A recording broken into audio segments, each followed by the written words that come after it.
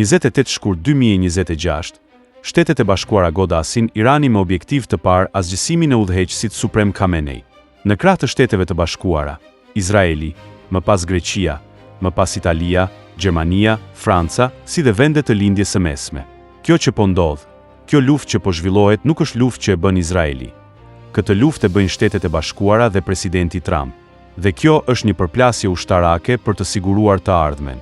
Sa shumë gjepura lexojmë dhe dëgjojmë nga njerëz që nuk mendojnë dot, që nuk analizojnë dot atë që po ndodh, por që me shablonizma antisemitizmi, me tifozëri fetare, apo pëlqime racore, pas një dije dhe informacion, përpiqen t'i japin shpjegime luftës. Jo vetëm kaq, por shumë e shumë profanëve apo klanorëve, u jepet e drejta të dëgjohen nga frekuenca publike, kombëtare, dhe të mbushin veshët dhe mendjet e shqiptarëve me plera. Për të sqaruar një herë e mirë çdo që dëgjon, kjo luftë nuk është lufta atyre të agjendës 2030. Kjo luftë nuk është atyre që mes globalizmit po zhvendoseshin drejt Azisë dhe po shpërbënin perëndimin, duke e shkatëruar që në qeliz nga familja. Këtë luftë nuk po e bëjnë ata që kanë patur pushtetin për dekada. Këtë luftë po e bëjnë nacionalistët, po e bëjnë amerikanët. Këtë luftë po e bën një filozofi që përmbys politikat e hartuara dhe implementuara deri më tani. Pushteti ka ndryshuar duar. Pushteti ka ndryshuar trajektore. Presidenti i Shteteve të Bashkuara tashmë është Donald Trump. Këtë luftë po e bëjnë Trump, Shtetet e Bashkuara dhe të gjitha ata që ju bashkuan apo do i bashkohen në një aleancë që duhet të sjellë fitore. Nëse besoni në liri dhe demokraci, duhet të dëshironi që Shtetet e Bashkuara të arrijnë objektivin e tyre në Iran dhe të fitojnë luftën. Jo për arsyet e pabazuara që keni në mendje, por sepse ekziston një garë armatimi me inteligjencë artificiale, e udhëhequr nga Shtetet e Bashkuara dhe Kina. Dhe kushdo që fiton këtë garë kontrollon botën. Dhe ku flasim për Kinën, nënkuptojmë ata që e bën Kinën, ata që e kthyen Kinën në fabrikën prodhuese të planetit dhe janë ata të agjendës 2030, që perëndimin po e shuanin, teksa kishin konsoliduar perandorinë e re në Azi me sistemesh autoritare. I kthehemi kësaj përballjeje dhe ju them se për të fituar garën e inteligjencës artificiale, duhet të fitohet gara e energjisë. Irani, ky regjim radikal, kontrollon ngushticën e Hormuzit, rrugën më kritike të transportit detar për energjinë globale. Një Iran i lidhur me Shtetet e Bashkuara do të thotë që demokracia kryesore në botë ka shanse më të mira për ta fituar garën e inteligjencës dhe energjisë. A do të thotë kjo që mbështesim luftën si praktik? Jo domosdoshmërisht. Por kur përpara ka tiran politik dhe ekonomik, për të sjellë paqen, duhet të luftosh. Ajo që ka rëndësi tani është të kuptojmë pse po ndodh kjo luftë dhe cilat do të jenë pasojat nëse Shtetet e Bashkuara dështojnë. Po zhytem më thellë në arsyetimin e vërtet të kësaj që po ndodh dhe ja një shpjegim i qartë pse Trump sulmoi Iranin dhe pse mendoj se lufta do të përfundojë së shpejti. Lufta nuk ka të bëjë me armët bërthamore. Lufta nuk ka të bëjë me ndihmën e popullit iranian. Lufta nuk ka të bëjë me zbatimin e urdhrave që Amerika merr nga Izraeli. Si dhe, lufta nuk ka të bëjë me Iranin si një kërcënim për Shtetet e Bashkuara. Lufta ka të bëjë me Kinën. Lufta bëhet për Kinën. Kina importon 45 deri 57% të naftës së saj përmes ngushticës së Hormuzit dhe Irani ka kapacitetin ta mbyllë atë.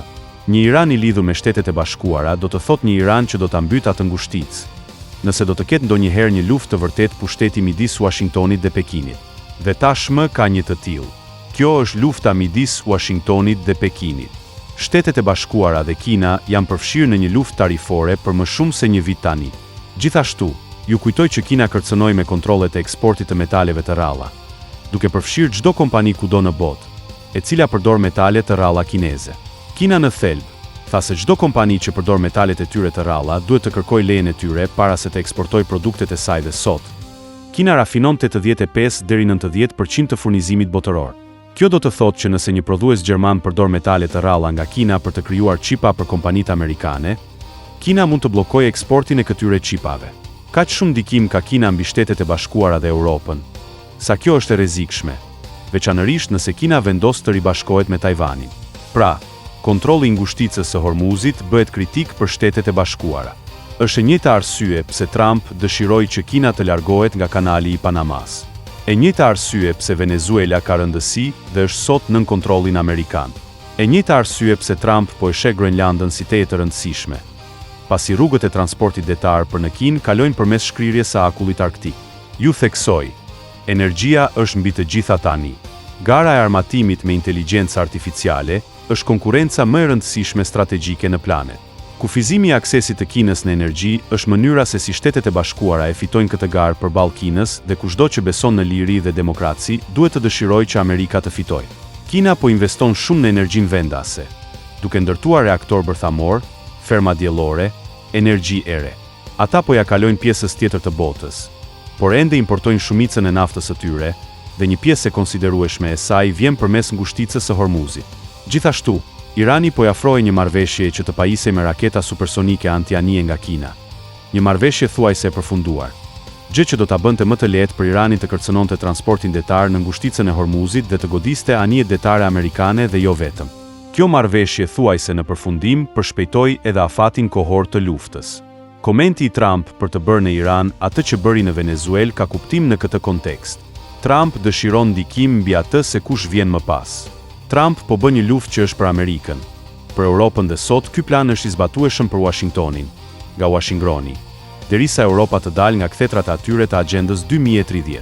Nëse Shtetet e Bashkuara ja dalin mban, kjo do të ishte një fitore e madhe strategjike për Amerikën dhe Europën.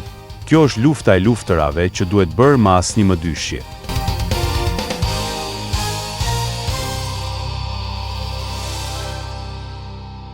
Mast Channel. Please subscribe.